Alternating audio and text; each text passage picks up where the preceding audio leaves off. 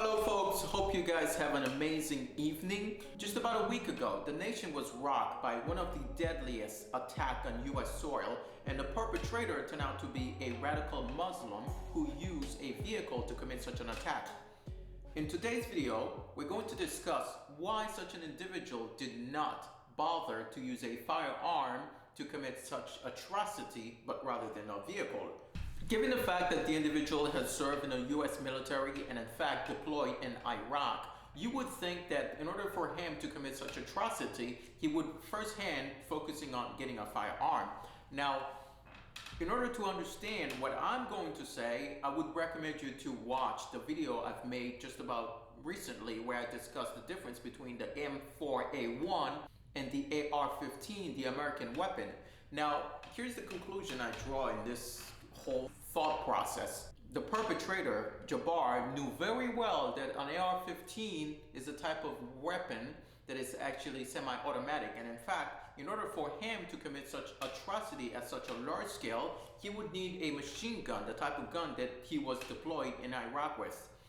But the issue is, in this time, the American people, in fact, civilians do not have access to this firearm, but let's acknowledge for a second that Jabbar is so mentally distorted, so brutal with his thought process, and I'm sure so radicalized and has a very malevolent worldview, that in order for him to find true satisfaction in committing atrocity, he has come to realize in order to reach that goal, he has to use a vehicle.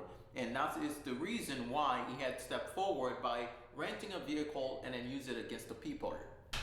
I wouldn't recall that Jabbar has some form of mental health issues. And in fact, I've done a bit of thorough research into his background in order to understand how he had come up to such a conclusion. But I have found that in fact, he was going through a bit of a divorce, and in fact, he was looking for this form of guidance in life, what his future would probably be like.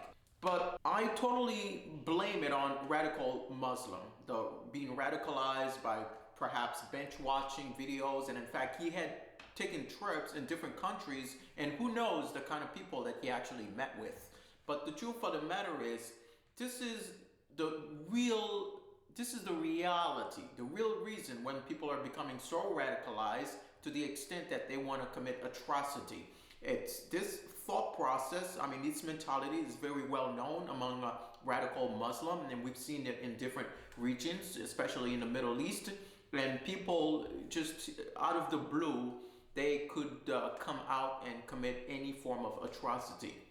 Most Americans are not familiarized with it whatsoever. Let's broaden the story a bit. A couple of things I kind of realized recently is the fact that for some people, in order to settle the differences they have between each other, they sort of resort to violence. And I don't believe that it's the right strategy for anyone to go with in order to become successful or in order to become victorious, the word I'm looking for. This would lead to major crimes, and in fact, anyone who involved in these type of activity will be prosecuted. And it's certainly not going to make the world in a better place anyhow, because the people that you know for sure you have differences with, then they won't come up to the table to have a conversation in order to resolve the issue that we have. Now, we have seen it with Trump, where a folk actually get on top of the building and try and attempted to assassinate him. We have noticed that with other incidents around the world where people are kind of lurking in the shadow and they wanted to assassinate other people. This kind of mentality is not going to help us grow as American. And then I think it's very un-Americanized. It is against our Constitution, and the American country, and America was not founded based on that. So I believe as human beings we can do better, and these type of violence, we have to condemn them. Thank you so much for watching. If you guys made it so far, that means that you enjoy the content and you have found it very educational. Remember guys to give the video a thumbs up and also leave a comment down below, because I would help the YouTube algorithm very, very much. And I would really appreciate it also. So thank you so much. And also if you have some other contents that you would want me to elaborate on, I would be more than welcome to do so. And definitely thank you so much, and I'll see you guys in the next video.